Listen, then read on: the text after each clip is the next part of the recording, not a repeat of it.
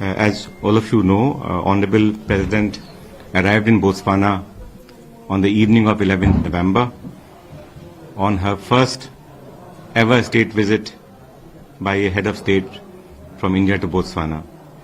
On arrival, in a special gesture, Honorable President was warmly received by the Honorable President of Botswana at the airport. Honorable President was given a ceremonial welcome and she inspected the Guard of Honor. Yesterday, Honorable President was received at the President's office by Honorable President Buko. The two leaders had a tete-a-tete, which was followed by delegation-level talks between the two sides.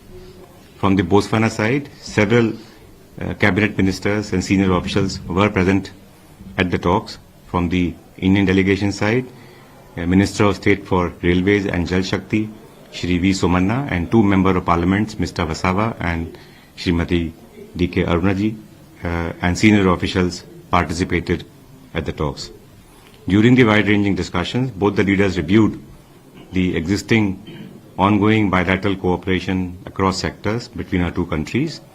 They discussed ways to further strengthen and deepen our partnership in sectors of mutual interest, such as trade and investments, capacity building and development partnership, skill development, agriculture, health, infrastructure development, renewable energy, defense, and also digital technology in the entire digital space.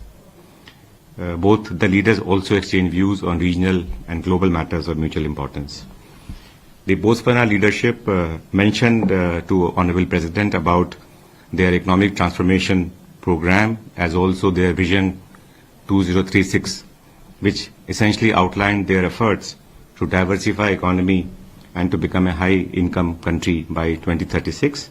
In this context, the visit provided an excellent opportunity to appreciate their economic and development priorities and to discuss how both governments can work together and also how the private sector in both our countries can work together to deepen our cooperation across sectors, particularly in areas which are of priority to Government of Botswana.